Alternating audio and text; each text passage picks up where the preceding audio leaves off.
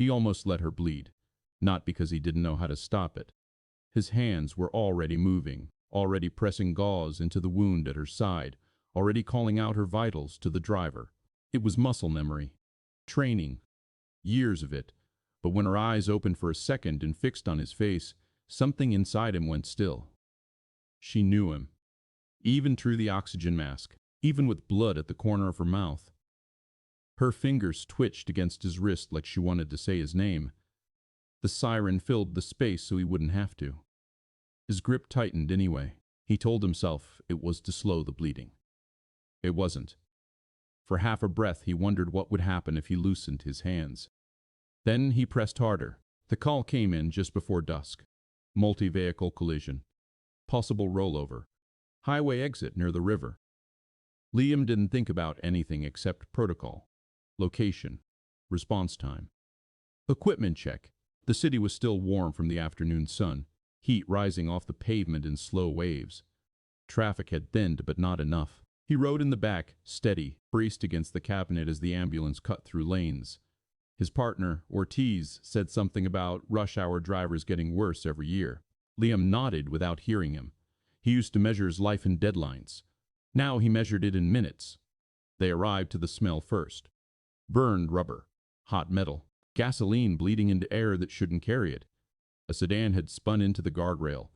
The front end folded in on itself like paper pressed too hard. Fire crews were already working to pry the driver's side open.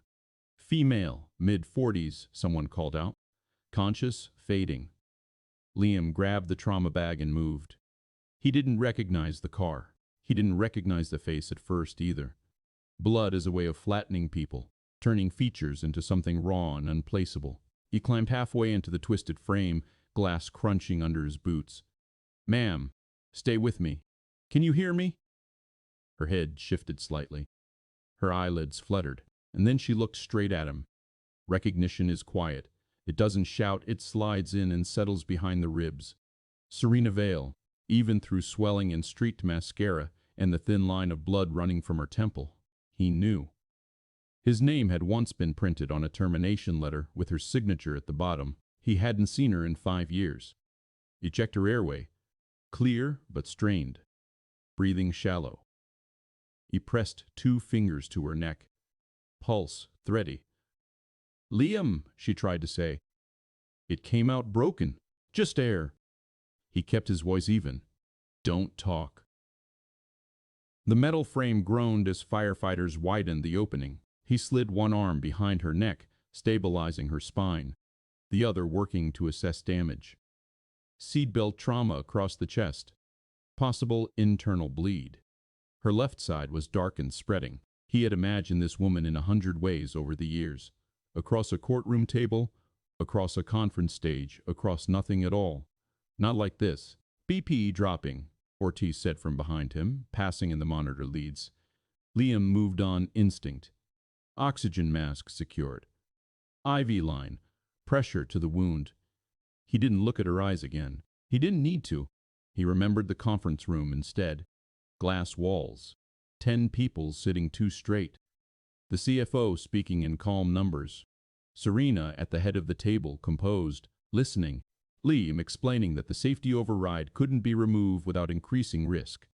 That the system needed another month of testing. That cost-cutting at that stage would compromise structural integrity. He remembered her silence. And then the vote. Budget realignment. Engineering leadership failure. Immediate termination pending review. His clearance revoked before he'd cleared his desk. He had waited for her to call. She never did. "Stay with me," he said now, adjusting the IV flow as her pulse dipped again. Her hand moved weakly, brushing his sleeve. He felt it. Every nerve of it. "Don't," he muttered, though he wasn't sure which of them he meant. They extricated her in less than 3 minutes. It felt longer. The stretcher locked into place inside the ambulance, doors slamming shut behind them. The outside world cut off. Just sirens, motion. Her breathing. Ortiz drove. Liam worked. Her blood pressure slipped further. He compensated. Fluids. Pressure. Monitoring.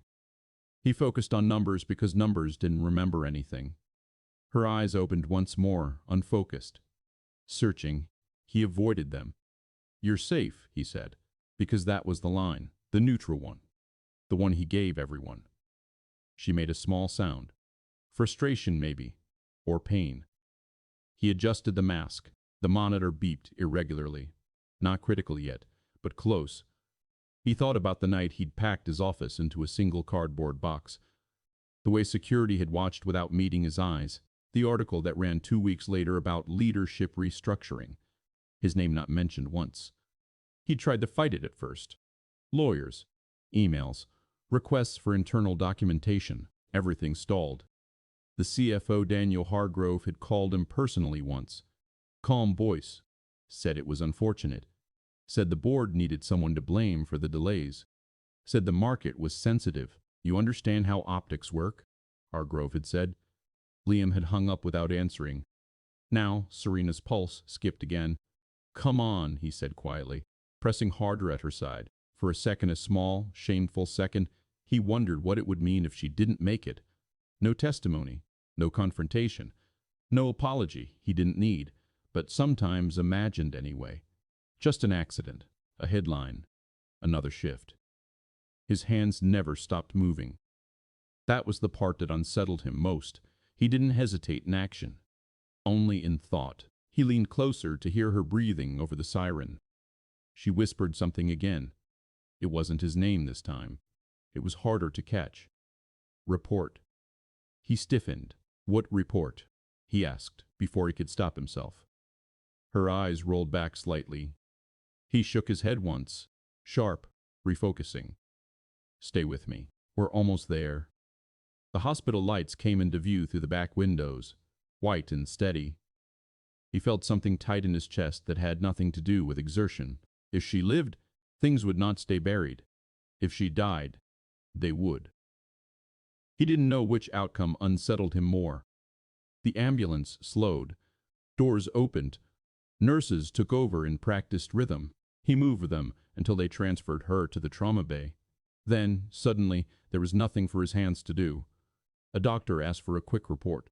Liam delivered it cleanly. Mechanism of injury, vitals, interventions, estimated blood loss, no history, no recognition. When they wheeled her through the double doors, he stepped back. The doors swung shut with a soft final sound. Ortiz clapped him once on the shoulder. "Good work." Liam nodded. His gloves were still stained. He peeled them off slowly, dropping them into the biohazard bin. Through the narrow window in the trauma room door, he could see movement. Controlled chaos. He caught a glimpse of her face again as they cut away the rest of her clothing. Small, pale, human. Not a headline. Not a signature at the bottom of a letter.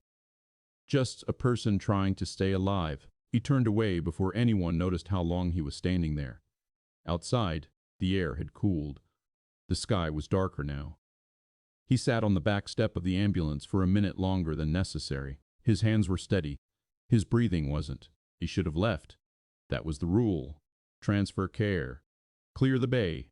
Back in service. Instead, he found himself inside the hospital longer than necessary. Finishing paperwork that could have waited. Ortiz didn't push. He just gave him a look and said he'd grab coffee from the vending machine. The fluorescent lights in the corridor hummed faintly. Nurses moved past without noticing him. The world did not shift because Serena Vale was behind those doors. It rarely does. He stood near the trauma desk when a nurse stepped out. "Family?" she asked. He hesitated half a second. "Paramedic." She nodded. "She's in surgery. Internal bleeding. They got her stable enough." Stable enough. He absorbed the phrase without reacting. "Prognosis?" he asked. "Too early."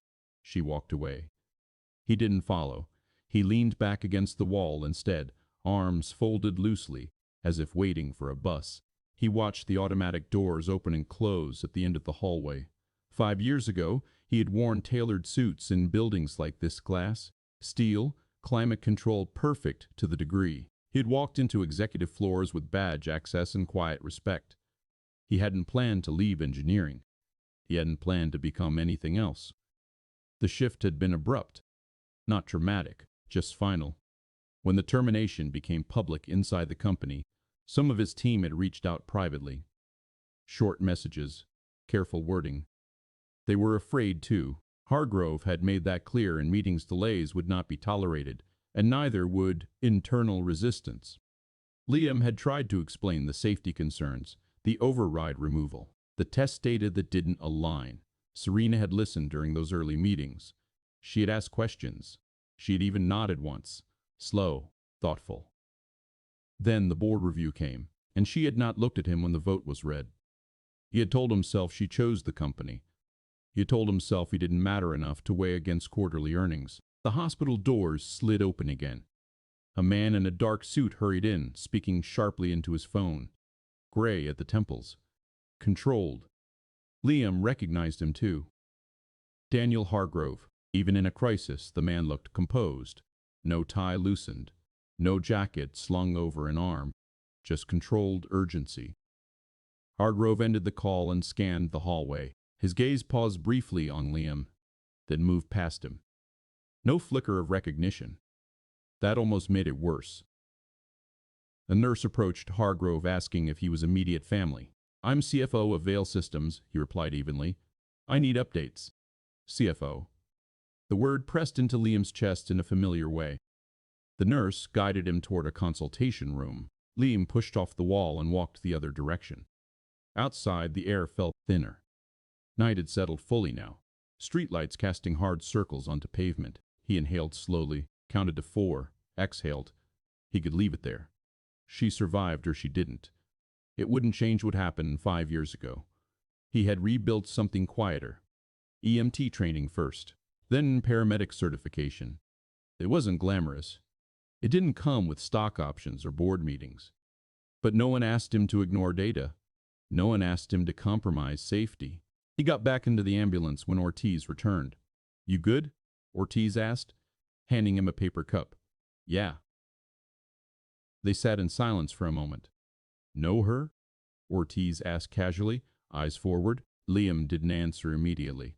The lid on the coffee cup bent slightly under his thumb. "From before," he said finally. Ortiz nodded once. He didn't ask more. Dispatch crackled through the radio, assigning them another call across town. Overdose. Possible respiratory arrest. They drove. Work resumed its rhythm. Narcan administered. Airway supported. Patient stabilized. Life and death in smaller, less public spaces. By the time their shift ended near midnight, Liam felt the fatigue settle into his shoulders. Physical. Familiar. He showered at the station, changed into jeans and a plain jacket, and stepped into the quiet parking lot. He told himself he was done with it. He drove home. His apartment was small but clean, functional. A single bookshelf lined one wall, most of it technical manuals he no longer used. A folded blueprint still sat on the top shelf, tucked halfway behind others. He didn't look at it. He set his keys on the counter and stood there longer than necessary. Then his phone vibrated. Unknown number. He considered ignoring it. He answered anyway. "Liam Mercer?" a woman's voice asked. "Yes. This is St. Anne's Hospital. You were the attending paramedic on Serena Vale tonight." His jaw tightened. "Yes. She's out of surgery. She asked for you." He closed his eyes briefly. "I'm not family," he said. She was insistent. A pause. "She mentioned something about a report," the nurse added carefully. "Said you would understand." Silence filled the space between his ribs. He thought about the word in the ambulance, the way she tried to say it. Report. "What's her condition?" he asked. "Serious but stable. She'll be in ICU." He should have declined. He should have said it wasn't appropriate. Instead, he heard himself say, "I'll be there in 20 minutes." He ended the call before he could reconsider. The drive back felt shorter. Hospitals at night have a different tone, quieter, more honest, somehow. He checked in at the ICU desk. The nurse from earlier recognized him and gestured toward a room near the end. "She's awake. Limited time." He nodded. The room lights were dimmed. Machines hummed softly. Serena lay propped slightly upright, pale against white sheets. Tubes and monitors traced across her in quiet patterns. For a moment, he saw not the CEO from boardrooms, not the signature at the bottom of a letter, just a woman who almost died on a stretch of highway. Her eyes shifted toward him as he stepped inside. Recognition again. Slower this time. He stayed near the foot of the bed. "You shouldn't be here," he said quietly. Her lips curved faintly. It wasn't quite a smile. "I asked," she whispered. Her voice was thin but steady enough. He didn't move closer. They sat in the low hum of machines for a few seconds. "You did your job," she said. "Yes." Another pause.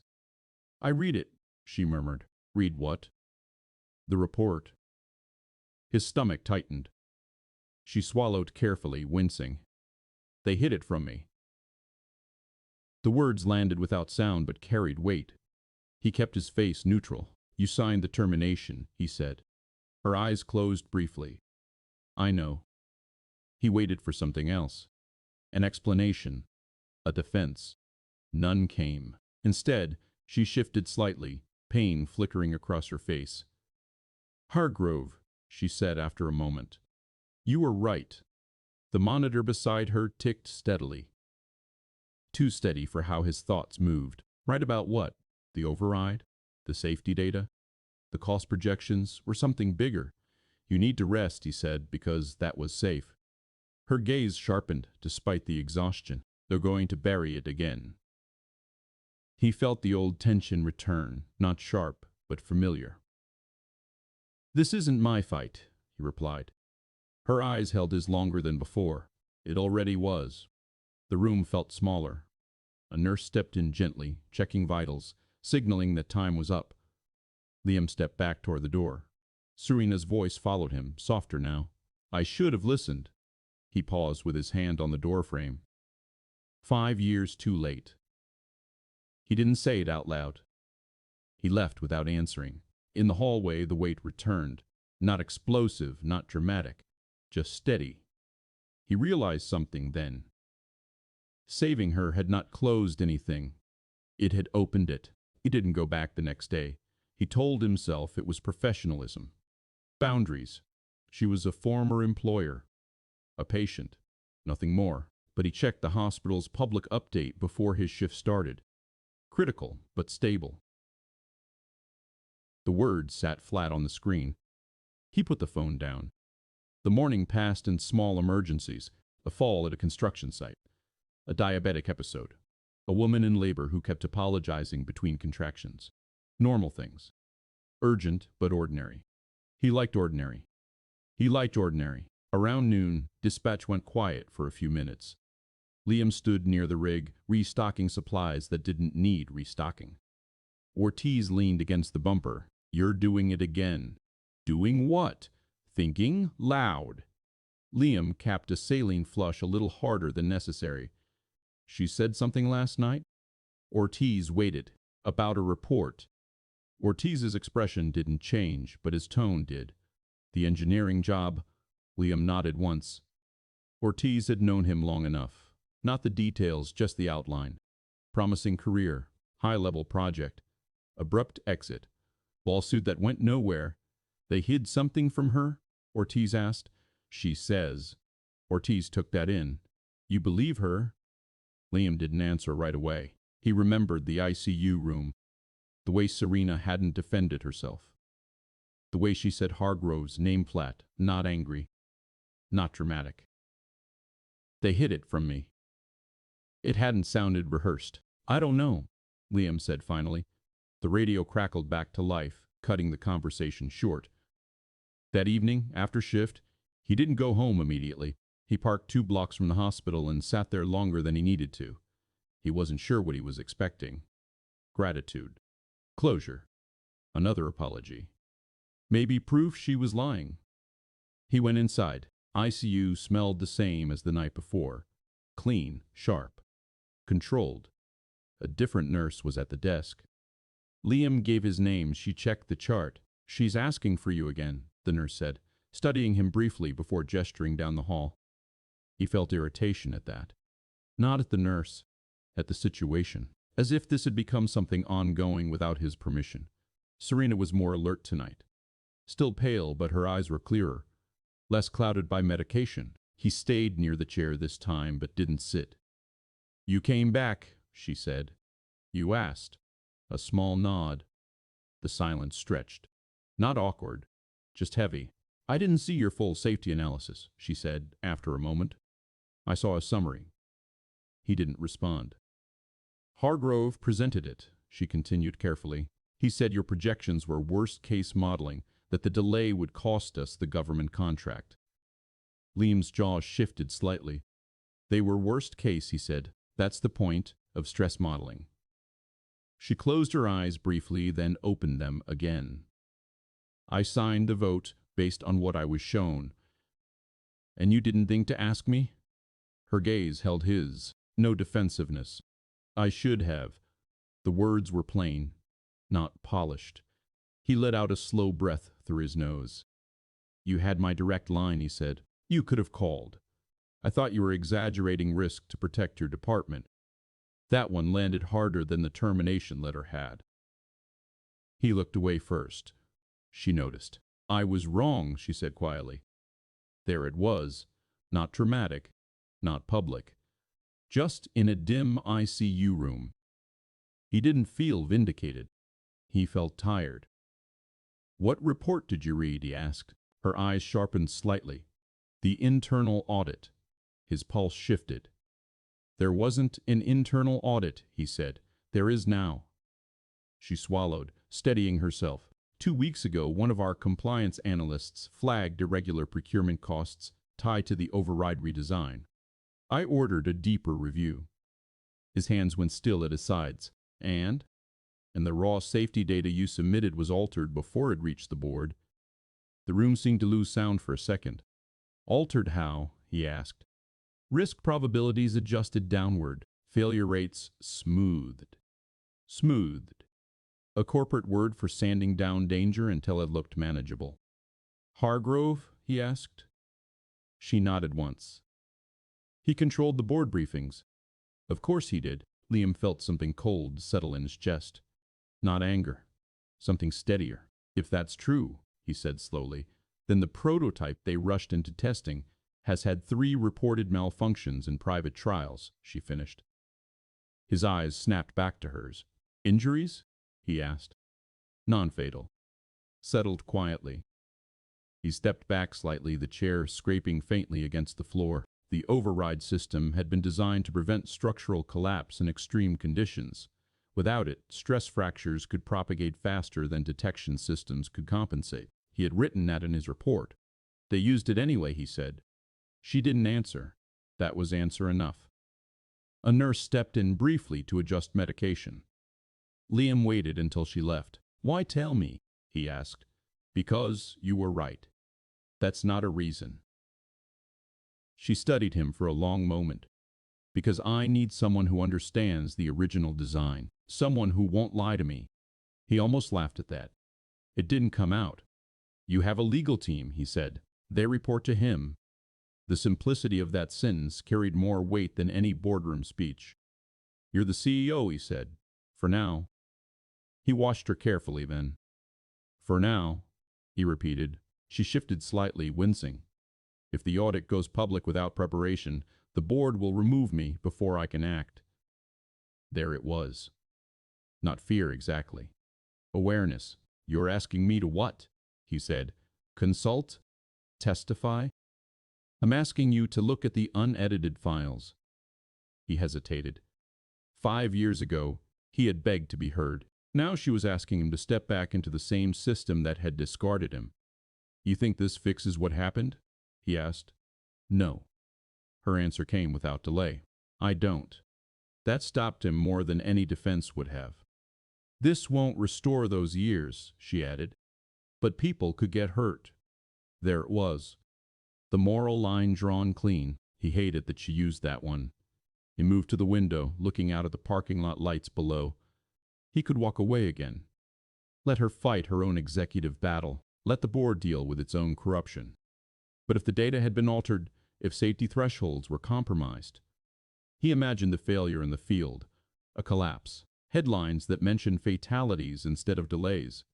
He had built that system to prevent exactly that. His hands curled slightly at his sides. "When do I see it?" he asked without turning around. He heard the smallest shift in her breathing. "Tomorrow," she said. He nodded once. As he reached the door, she spoke again. "I'm not asking for forgiveness." He paused. "Good," he said quietly, and left. He didn't sleep much. Not because he was restless. It was the opposite. His body felt still, but his mind kept circling the same detail. Smoothed. He had spent months running failure simulations on that override system. Late nights. Coffee going cold beside his keyboard. Watching stress points bloom red on screen when pressure thresholds were exceeded. He had argued for redundancy. For manual lockouts. For one more month of testing. Worst-case modeling, they had called it. He arrived at Vale Systems just after 8 the next morning. The building hadn't changed. Glass front. Polished steel. The company logo suspended above the lobby floor like it had weight. He stood outside for a moment longer than necessary. 5 years ago, security had escorted him out through these doors. Now the guard behind the desk looked at him with polite confusion. "I'm here to see Serena Vale," Liam said. The name still felt strange in his mouth. The guard checked a tablet, frowned slightly, then nodded. "You're on the list. Temporary access. Temporary." A visitor badge printed with his name slid across the counter. He clipped it onto his jacket and walked toward the elevators. The air inside smelled the same. Filtered. Controlled. Expensive. He caught his reflection in the mirrored wall as the elevator doors closed. Jeans. Plain jacket. No tailored suit. No company badge. He didn't look like he belonged here anymore. That felt accurate. The executive floor opened into quiet. Carpeted. Sound absorbed. Serena wasn't there. A woman he didn't recognize approached him instead. Early 30s. Focused eyes. No-nonsense posture. "Mr. Nepal Mercer?" she asked. "Yes, I'm Anika Rao, head of compliance." He studied her for a second. She didn't look intimidated. "She asked me to give you this," Anika said, handing him a slim encrypted drive. "The unedited audit files are loaded. You'll need to use one of our secure workstations." "Does Hargrove know?" Liam asked. Her jaw shifted slightly. "He knows an audit exists," she said carefully. "He doesn't know you're here." That answered enough. She led him down a hallway lined with framed awards and press clippings. Growth charts, market expansion headlines, government partnerships. None of them mentioned the override redesign. They stopped at a small conference room, frosted glass, no windows. Anika gestured toward a laptop already set up. "You'll have full access here," she said. "No external downloads." He nodded. She paused before leaving. "For what it's worth," she added, "I was one of the analysts who flagged the procurement anomalies." He looked up at her. "Why?" he asked. Her expression didn't change. "Because the numbers didn't make sense." Then she stepped down, closing the door quietly behind her. Liam sat.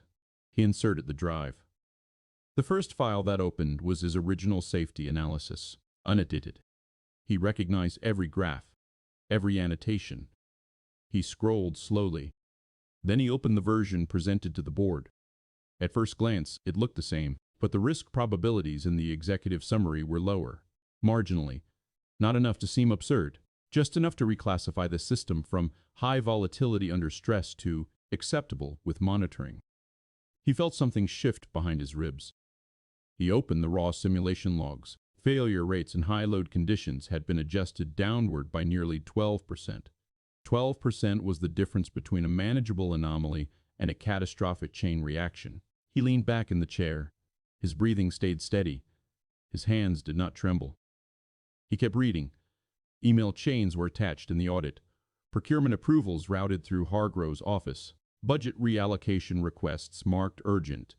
Notes instructing analysts to simplify technical projections for board clarity. Simplify. Another word for sanding down danger. He found the timestamp on the altered file. 2 days before the board vote. 2 days before his termination. He sat there a long time. He didn't feel angry in the way people expect anger to look. It wasn't heat. It was clarity. The system hadn't failed him. A person had, and Serena had signed off without seeing what was removed. That mattered, not because it erased what happened, but because it shifted the shape of it. A soft knock came at the door. He closed the files before answering. Serena stepped in slowly, one hand pressed lightly against her side. She was dressed simply, no executive armor, no polished exterior, just pale and moving carefully. "You shouldn't be out of the hospital," he said. "I discharged against recommendation," she replied. Of course she did.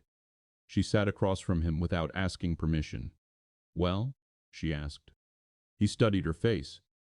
"They altered the risk thresholds," he said. She nodded once. 12% in high-load modeling, he added. Her lips pressed together briefly. "That's enough to push failure propagation beyond containment," he continued. "I know."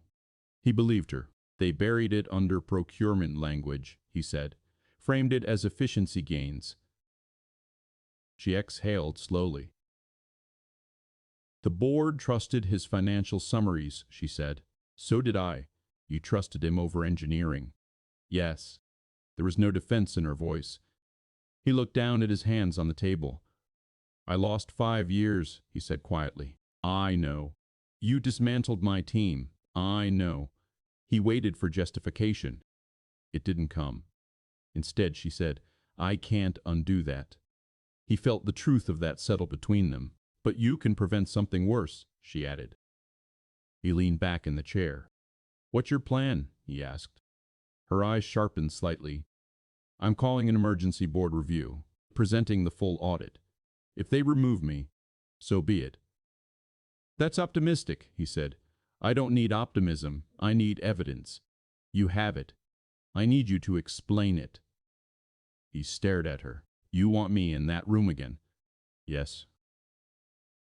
The word hung there. He pictured the long glass table, the board members who had avoided eye contact, Hargrove at the far end, composed as ever. He felt something tighten in his chest. "You understand what that means," he said. "Yes. They'll question my credibility. They can try. They'll say I'm vindictive. They already have." A faint shadow of something crossed her face at that. "Let them," she said. Silence filled the room. He thought about the prototype malfunctions she mentioned. Quiet settlements. Non-fatal. Non-fatal for now. He imagined one of those failures happening in a public environment. He imagined reading about injuries that could have been prevented. He looked at the altered files again on the screen. This wasn't about restoring his title. It was about stopping something before it became irreversible. "When?" he asked. 48 hours. He nodded once. "I'll be there," he said. The relief that passed across her face was small but visible. Not triumph, not gratitude, just steadiness. As she stood to leave, she paused at the door. "I should have verified," she said quietly. "I won't make that mistake again." He watched her walk down the hallway, moving slower than she would have allowed before. He remained in the conference room a few minutes longer. 5 years ago, he had left this building feeling erased. Now he was walking back into it with something different. Not revenge. Not closure. Responsibility. He closed the laptop and prepared to step back into the room where everything changed. The boardroom hadn't changed. Same long table. Same muted gray walls. Same view of the city through floor-to-ceiling glass that made everything below look smaller than it was. Liam stood near the far end, not seated. He preferred it that way. Less like he belonged there. Serena sat at the head of the table, posture straight despite the stiffness in her movements. No visible bandage, but he could see the way she avoided leaning back fully.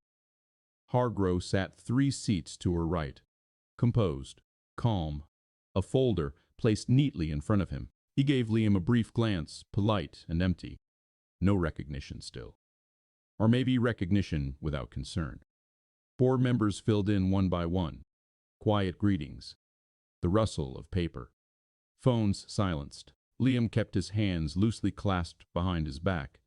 Serena opened the meeting without preamble. "There are material discrepancies in the override redesign audit," she said evenly. "We'll be reviewing them in full." A few heads lifted. Hargrove didn't move. Anika distributed printed packets. Liam noticed the weight of them. Thick. Uncomfortable. Serena nodded toward him. Mr. nodded toward him. Mercer authored the original's safety analysis, she said. He will walk us through the technical variances. A board member near the middle frowned slightly. Mr. Mercer was terminated from this project. Yes, Serena said. He was. No embellishment. Liam stepped forward. He didn't clear his throat, didn't adjust his jacket. He opened the first slide on the screen. This is the original stress model for the override system, he said. These red zones indicate structural failure probabilities under high-load conditions. He let the image sit for a second. In the version presented during the contract acceleration review, those probabilities were reduced by approximately 12%. He switched slides. 2 graphs, side by side. The difference wasn't dramatic to an untrained eye, but it was there. A board member leaned forward. Explain the impact of that variance. Liam nodded. At projected maximum load, a 12% reduction shifts failure classification from critical cascade to manageable anomaly.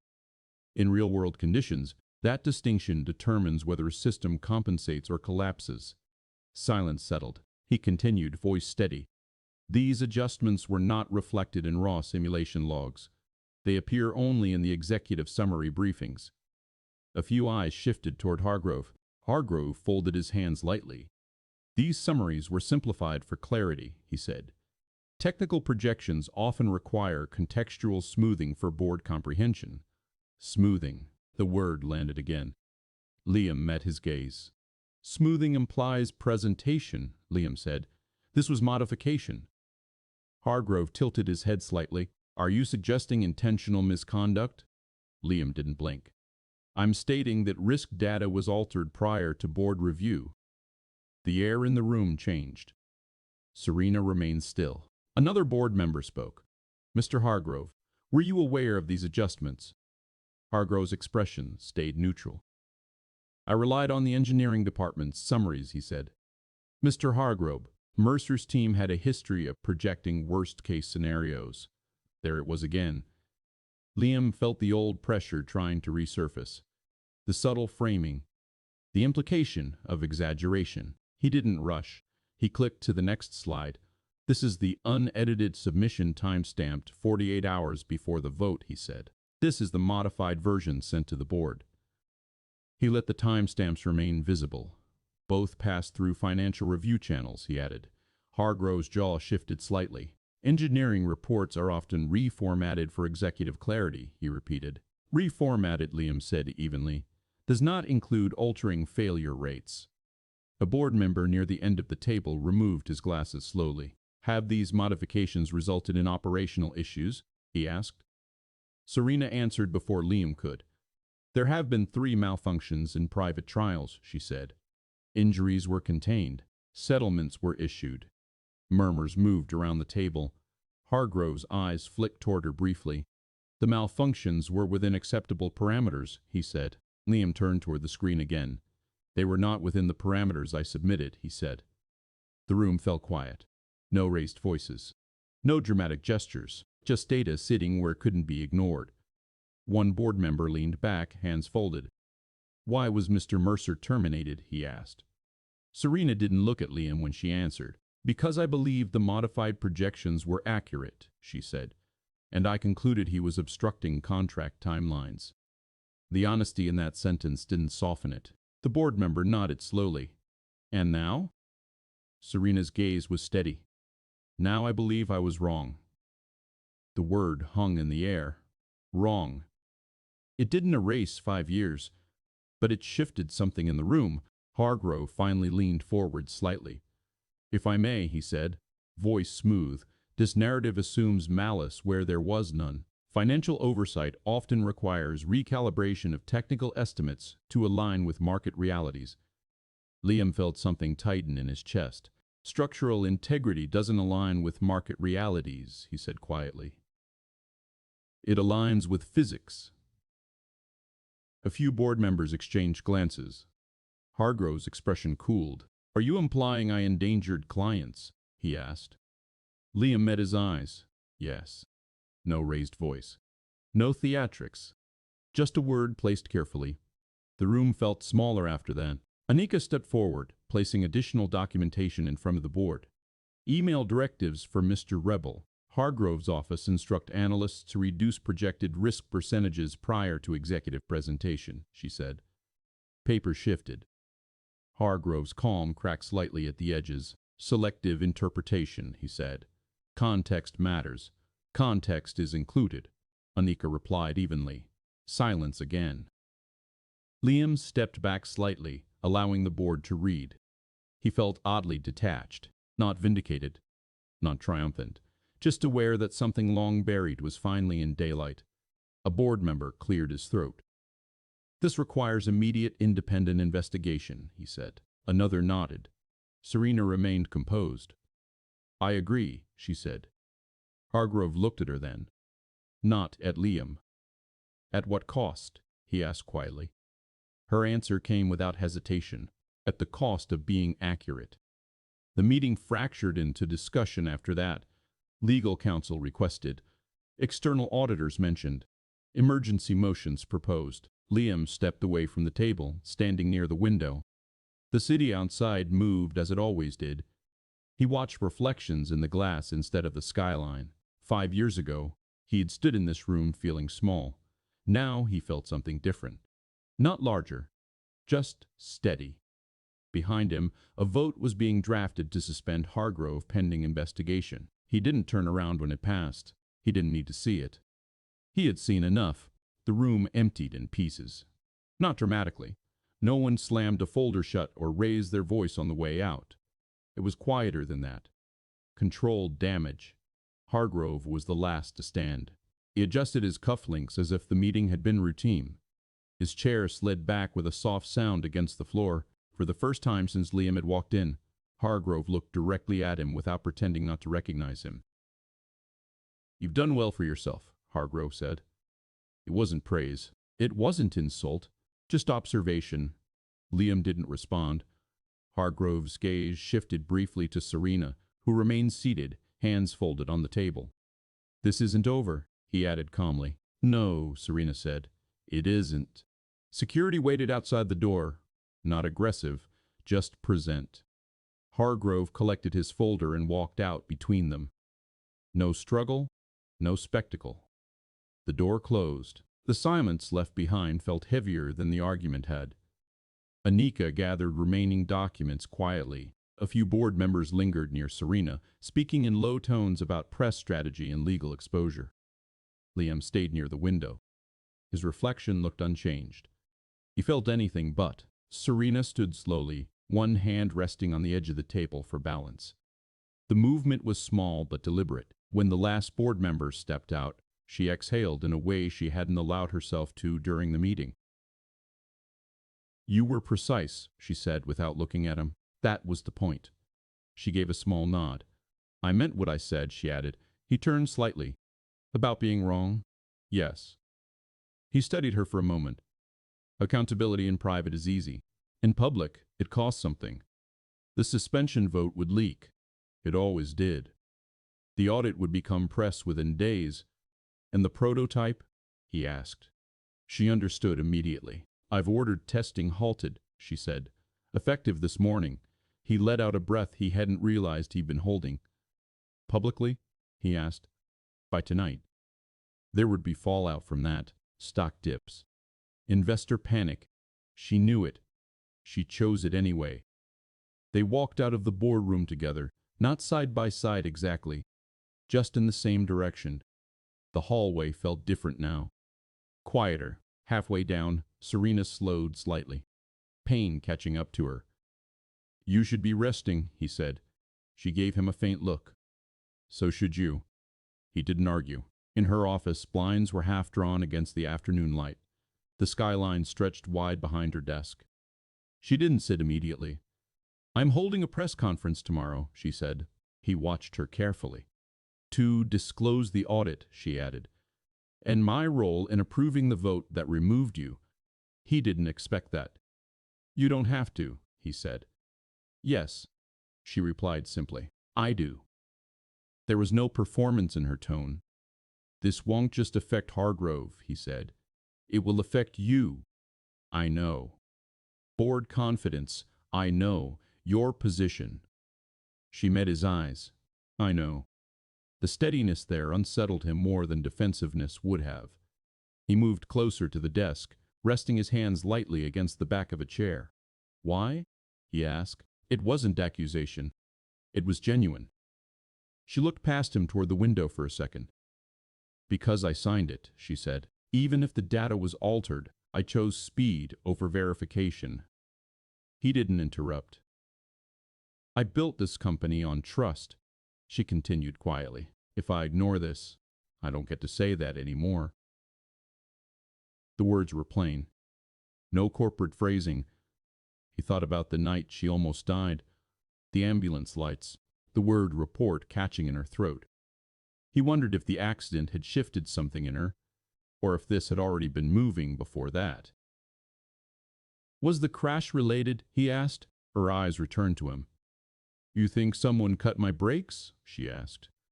"I think timing matters." A small pause. "Highway Patrol found no evidence of tampering," she said. "It was mechanical failure." He held her gaze. "Unrelated," she added. He nodded once. Still, something about coincidence pressed faintly at the back of his mind. She moved behind her desk finally and sat, slower this time. "I'm recommending a full external forensic review," she said. "Financial and technical." "That will expose more than just him," Liam said. "I know." There it was again. He studied her face. Fatigue had settled deeper into it now. Not weakness, just weight. "What happens to you?" he asked. She didn't answer immediately. "That depends on the board," she said, "but I won't contest it." He felt something shift in his chest. "You built this place," he said, "and I compromised it." The simplicity of that sentence left no room to argue. Silence stretched between them. 5 years ago, he had wanted her to admit she was wrong. Now that she had, it didn't feel the way he imagined. It felt heavier. A knock came at the door. An assistant stepped in briefly, whispering about legal counsel waiting downstairs. Serena nodded. When the door closed again, she looked back at Liam. "You don't owe me anything," she said. He believed that. But he also knew something else. "If the override had failed publicly," he said slowly, "people could have died. Yes. And it would have been traced back to my original design." She didn't look away. "Yes." He absorbed that. 5 years of silence could have turned into something worse than professional damage. It could have become tragedy. "I'll stay through the investigation," he said. She didn't smile. She just nodded. "Thank you." He didn't respond to that. Gratitude wasn't the point. As he left her office, he passed employees gathered in small clusters near the elevators, whispers already moving through the floor. News traveled fast inside buildings like this. By the time he reached the lobby, financial news alerts were lighting up screens mounted near the reception desk. Vail Systems suspends CFO amid audit. He stepped outside into the late afternoon light. The city looked unchanged. But something had shifted. His phone buzzed. "Ortiz, you on TV now?" Ortiz asked when he answered. "Not yet." A low whistle on the other end. "You stepping back into that world?" "Just long enough." Ortiz paused. "You okay?" Liam looked up at the glass facade of the building. 5 years ago, he had walked out feeling erased. Today, he walked out knowing the truth had a record. "I don't know," he said honestly. He ended the call and started walking. Not back toward the ambulance station, just forward. The investigation would take time. Press would come. Reputations would shift. He didn't feel victorious. He felt responsible. And that weight wasn't lighter than the one he carried before. It was just different. The press conference was scheduled for 10 the next morning. By 8, satellite vans were already lining the street. Liam watched from across the road, hands in his jacket pockets. He hadn't planned to come this early, but sleep had been thin again, and staying home felt worse. Reporters stood in clusters near the entrance, voices low but charged. Camera operators adjusted tripods with quiet efficiency. He had once given presentations in that building about structural tolerances and safety margins. Now he stood outside like a spectator. His phone buzzed with a message from Anika. Board confirmed external investigation. Hargrove contesting suspension. Serena moving forward anyway. Moving forward anyway. He slipped the phone back into his pocket. At 9:30, Serena's car pulled up. No dramatic exit. No hesitation either. She stepped out slowly, one hand brushing the door for balance before she straightened fully. The bruising along her temple had faded to yellow. Makeup couldn't quite hide it. She didn't look at the cameras immediately. She looked at the building first. Then she walked toward the entrance. Inside, the lobby had been rearranged. A podium set near the company logo, microphones layered over one another like a fragile structure of their own. Liam stayed near the back, against the wall. He could leave. There was no requirement for him to witness this. He stayed. Serena stepped up to the podium without notes. The room quieted in increments. She let the silence settle before speaking. Vale Systems conducted an internal audit of the override redesign project, she began. Her voice was steady, though softer than usual. That audit revealed alterations to safety projections prior to board review. Cameras clicked. She didn't rush. I approved the project acceleration based on incomplete data. That decision led to the termination of engineering director Liam Mercer. She didn't glance toward him. She didn't soften it. I was wrong. The words moved through the room like a physical shift, not polished, not corporate, just plain. I failed to verify the underlying analysis before voting, she continued. That failure is mine. Questions tried to break through from the reporters, but she lifted a hand slightly. The CFO has been suspended pending independent investigation, she said. All prototype testing is halted effective immediately. A murmur spread. What about liability? Someone called out. We will cooperate fully with regulators, she answered. Will you resign? Another voice pushed. There it was.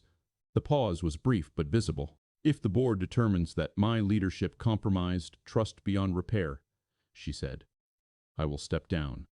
No promise. No deflection. Just acceptance. Liam felt something tighten in his throat unexpectedly. She could have framed it differently. She could have emphasized deception, positioned herself as a victim of internal misconduct. She didn't. I made the final decision, she said again, and I accept responsibility for it. The conference lasted less than 12 minutes.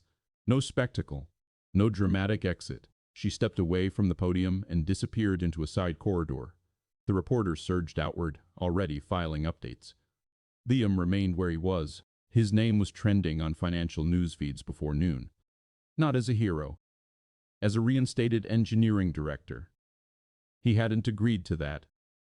His phone buzzed repeatedly. Unknown numbers, former colleagues, journalists. He turned it off.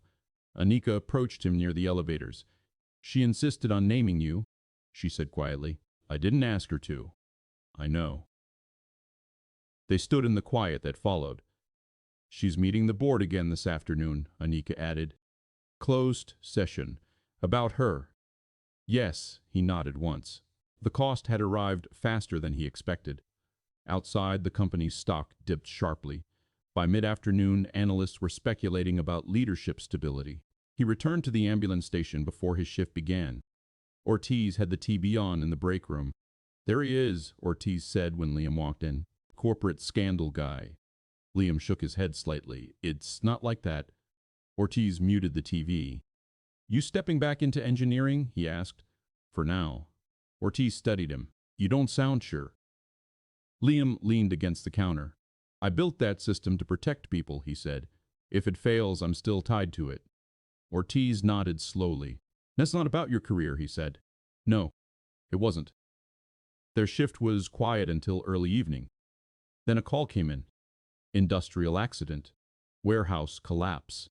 Liam's chest tightened before he could stop it. The scene wasn't connected to Vale Systems. Different company.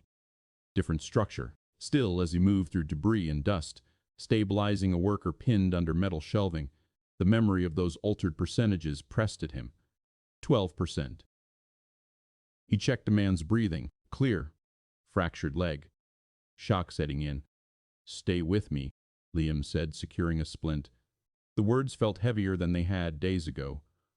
On the ride to the hospital, he kept seeing graphs in his mind, red zones, stress propagation lines. If he had walked away again, would something worse have happened later? He didn't know. That uncertainty sat with him more than anger ever had. After the shift ended near midnight, his phone came back to life. A single message from Serena. Board vote at 7 a.m. No explanation. He stared at the screen for a long moment. He didn't ask what the vote was about. He already knew. Sleep came in fragments again. He woke before his alarm. The morning air felt cooler. He didn't go to the office this time. He waited.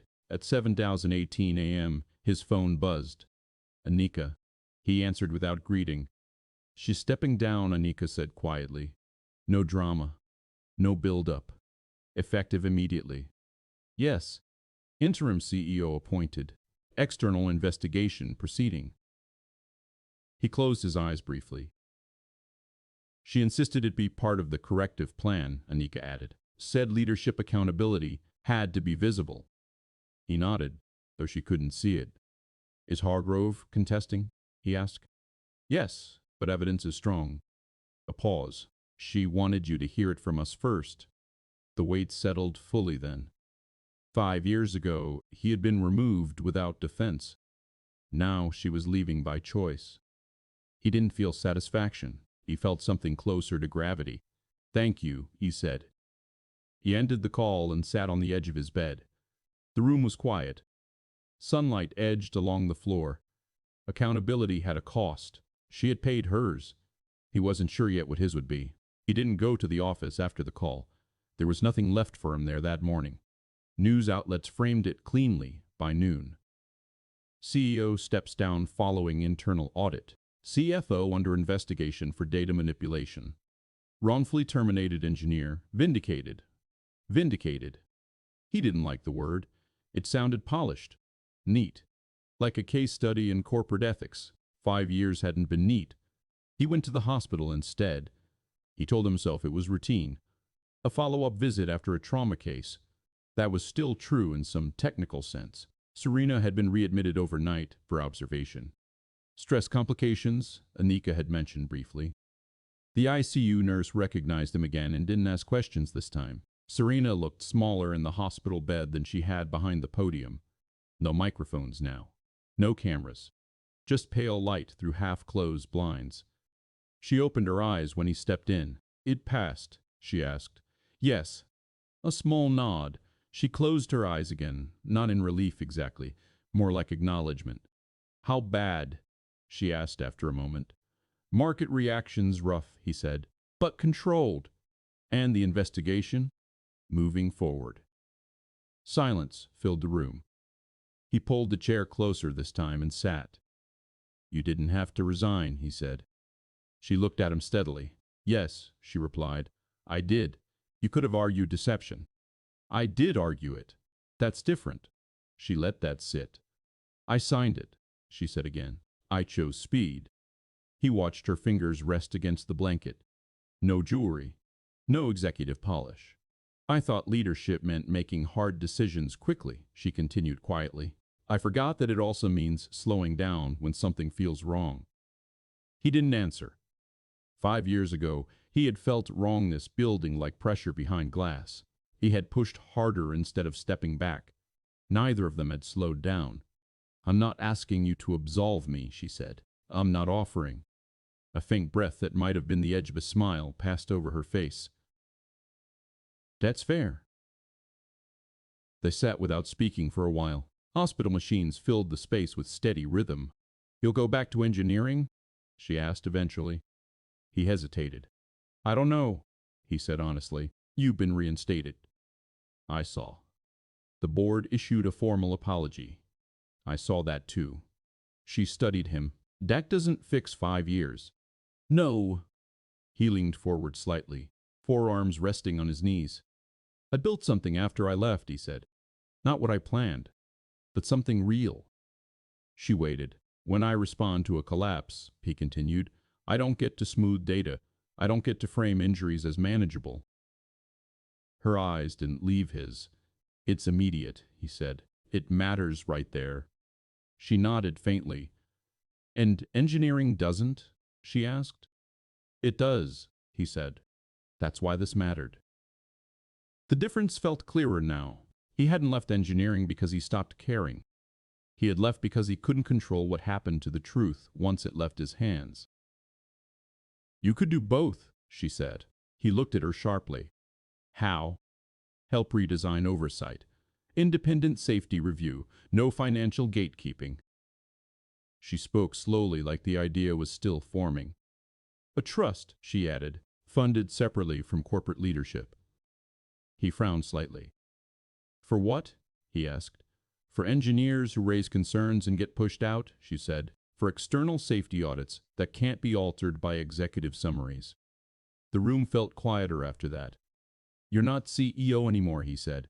I still have influence, she replied, and resources. He watched her carefully. This isn't about rebuilding my image, she added, before he could speak.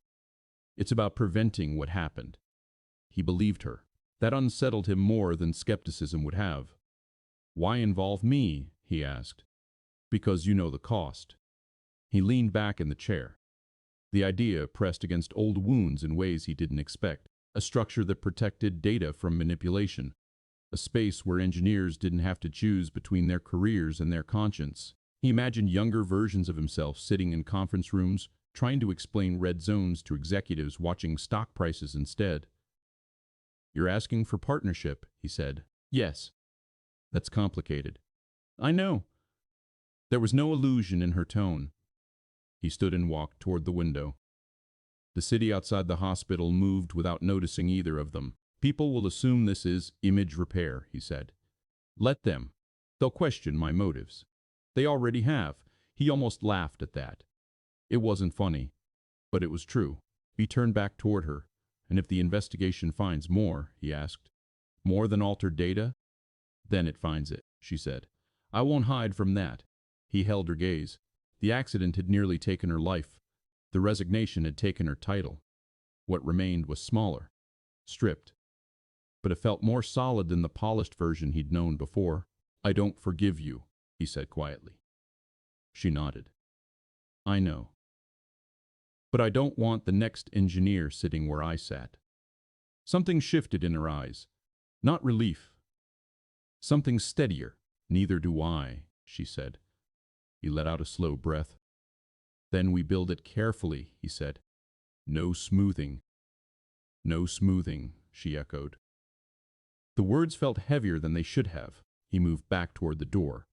When you're discharged, he said, we'll meet somewhere neutral. She gave a small nod. No blast towers, he added. A faint, real smile this time. No glass towers. He left the hospital with something unfamiliar in his chest. Not closure. Not reconciliation. Direction. Outside, the air felt clearer than it had in days. His phone buzzed again as he reached the parking lot. A message from the interim CEO. We would like to discuss your formal return as Director of Engineering. He stared at it. 5 years ago, that title had been taken from him without warning. Now it was offered back like restitution. He didn't answer. He slid the phone into his pocket and stood there a moment longer. Titles could be restored. Time couldn't. Trust had to be built differently. He got into his car and drove toward the station instead of the corporate office. There was a shift starting in an hour, and someone, somewhere, would need him in a way that didn't involve stock prices. He would decide the rest later. The investigation lasted 3 months, long enough for the headlines to cool, long enough for people to start pretending they always believed in transparency. Hargrove resigned before formal charges were filed. The language in the statement was careful. Diverging strategic philosophies. Mutual decision. The forensic audit wasn't careful. It documented email directives, altered spreadsheets, suppressed trial data, patterns, not accidents. Regulators imposed fines. Settlements reopened. The prototype program was dismantled entirely. Liam read the final report alone at his kitchen table. No satisfaction came with it. Just confirmation. His name was cleared formally. A letter from the board arrived on heavy paper stock. Apology stated plainly. Offer of reinstatement reiterated. He placed it on the counter and left it there for 2 days before opening it fully. The ambulance station didn't treat him differently. Ortiz still complained about vending machine coffee. Dispatch still mispronounced street names. On shift, a child with an asthma attack didn't care about corporate fraud. A man with chest pain didn't ask about reinstated titles. The work stayed immediate. That steadiness helped. Serena stayed out of public view during most of the investigation. No interviews, no panel appearances. He met her twice in that time. Once in a small legal office where documents were signed to establish the Independent Safety Trust. Once at a quiet cafe near the river. No glass walls, no photographers. The trust paperwork was dense. Separate funding channel, independent oversight board, whistleblower protections embedded into charter language, external data escrow systems to prevent internal alteration. He reviewed every clause carefully. No executive summary edits, he said, tapping one section. She nodded. Full raw data preservation, she added. He looked up at her. Lifetime? Yes. No expiration on transparency. The cafe meeting was less structured. She wore a simple coat, no visible security detail. The bruising from the accident had faded completely by then. They sat across from each other without laptops. You're staying with paramedicine? She asked. Yes. And the trust? I'll serve on the technical oversight board. Not as director of engineering, not as returning executive. As something else. A guardrail. You could have taken the title back, she said. I know. Why didn't you? He thought about that before answering. Because I don't want to spend the next decade proving I deserved it, he said. I want to build something that doesn't require that fight. She studied him quietly. That makes sense, she said. He believed she meant it. The trust launched quietly. No grand gala. A press release posted on a Tuesday morning with minimal language. Independent Engineering Safety Trust established. That was enough. Applications began arriving within weeks. Anonymous submissions first. Engineers from smaller firms describing pressure to adjust reports. Consultants who had been sidelined for refusing to sign off on rushed prototypes. The pattern wasn't unique to Vail Systems. It rarely is. Liam spent evenings reviewing case files after shifts. Sometimes he felt the old frustration rising. Sometimes he felt something steadier. He wasn't trying to win anymore. He was trying to prevent. One evening, after a long shift involving a highway pileup that left him smelling like smoke and antiseptic, he sat at his kitchen table with another file open. Structural fatigue data misrepresented to expedite a municipal contract. He marked sections that required deeper audit. His phone buzzed. Serena. He considered letting it go to voicemail. He answered. I saw the latest submission, she said. The municipal bridge case. Yes. Worse than ours, she said quietly. In some ways. A pause. Do you ever regret saving me? She asked suddenly. The question wasn't light. He leaned back in his chair. No, he said. It came without hesitation. But I thought about it, he added. Silence on the other end. I know, she said. He closed the file in front of him. If you hadn't lived, he continued slowly, the altered data might have stayed buried longer. Yes? And I wouldn't have had to sit in that room again. No. He exhaled. But people would have gotten hurt, he said. Yes. The word was barely audible. That's why I pressed harder, he said. He hadn't told her that before. The half second in the ambulance, the weight in his hands. She didn't respond immediately. Thank you, she said finally. He didn't answer that. Gratitude still wasn't the point. They ended the call without formal goodbye. He sat in the quiet for a long time after. The past hadn't disappeared. It had changed shape. He no longer replayed the termination meeting in his mind. He replayed the boardroom confrontation less often, too. What stayed instead were smaller moments. The way she said I was wrong without cushioning it. The way she stepped down without negotiation. The way the trust documents read in unambiguous language. Accountability had not restored what was lost. It had built something different. He didn't feel like a hero. He felt like someone who had finally stopped running from a room he never wanted to enter again. Outside his apartment window, the city lights flickered on one by one. He picked up another case file. There was more work to do, and this time the red zones would stay red. The first time the trust forced a public disclosure, it wasn't dramatic. No primetime interviews, no shouting analysts, just a mid-sized manufacturing firm quietly announcing a delayed product launch after newly reviewed structural data. Liam read the statement twice. Newly reviewed. He knew what that meant. An engineer had submitted raw stress tests to the trust 2 months earlier. The numbers didn't align with the executive summary prepared for investors. Failure probability under peak load had been labeled negligible. It wasn't. The trust's independent audit confirmed it. The company corrected course before release. No injuries, no settlements, just a delay. It didn't make headlines beyond trade publications. But that was the point. Prevention rarely trends. He sat in the small trust office, 3 rooms above a print shop downtown, reviewing the confirmation letter. The space smelled faintly like paper and toner from below. No glass walls, no skyline view, just desks, filing cabinets, a server rack humming quietly in the corner. Serena visited once a week, not as CEO, not as anything titled. Just as a board member of the trust, she carried her own laptop, no assistant trailing behind. That afternoon she stood near the window, reading the same confirmation email. "It worked," she said quietly. "Yes." "No injuries," she added. "No." She nodded once. There was no celebration in it, just recognition. He leaned back in his chair. "You're adjusting," he said. "To not being in charge?" she asked. "Yes." She considered that. "I thought it would feel like falling," she said. "It doesn't." "What does it feel like?" "Quieter." He understood that. When he first left engineering, the silence felt like absence. Now it felt like space. Space to think without performance. Space to act without optics. The investigation into Hargrove concluded fully a month later. Civil penalties, industry ban. No prison time, though some had expected it. The report cited systemic incentive misalignment. Corporate language again. But the underlying truth was plain enough. Profit had been placed above physics. That wasn't new. The trust couldn't fix every version of that, but it could interrupt some of them. One evening, after reviewing a complex aerospace submission that would take weeks to untangle, Liam left the office late. Serena was still inside, closing down her laptop. "You don't have to stay for every file," he said. "I know," she replied.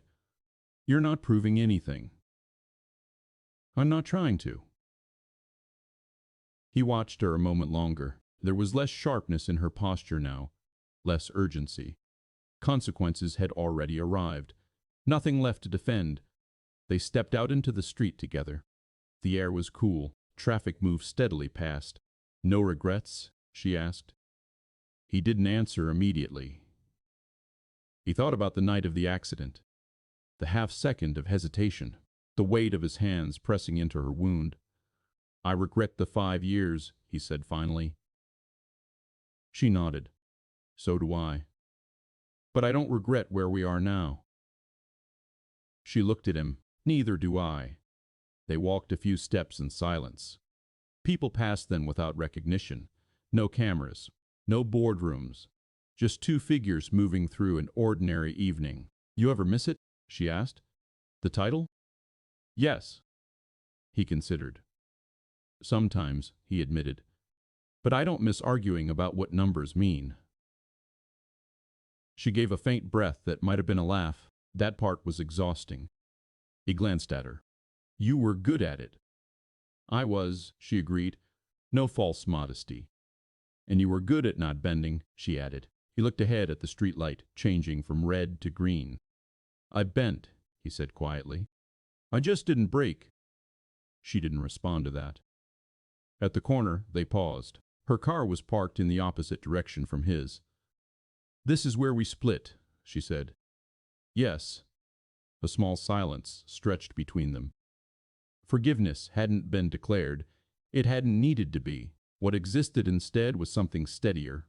Respect, maybe. or shared responsibility. I'm glad you pressed harder, she said. He knew she meant the ambulance. He nodded once. So am I. She gave a small nod in return, then turned toward her car. He watched her go for a moment before heading the other way. At the station the next morning, a new paramedic trainee struggled through her first high-pressure call, hands shaking slightly while inserting an IV.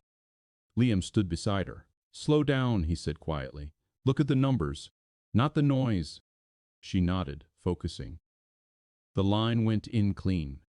Afterward, she let out a shaky breath. Thanks, she said. He shrugged lightly. Red zones, stay red, he told her. She frowned, not fully understanding. That means don't pretend something's fine when it isn't, he added. She nodded more firmly. Later that day, as he drove back from a routine transport, sunlight cutting across the windshield, he realized something had shifted fully. He no longer carried the termination letter in his mind like an unfinished argument. He carried the trust's charter instead. The clause about raw data preservation, the line about independent oversight, immune to financial editing. It wasn't redemption in the dramatic sense. Nothing erased what happened, but the damage had not been final. It had been redirected. That was enough.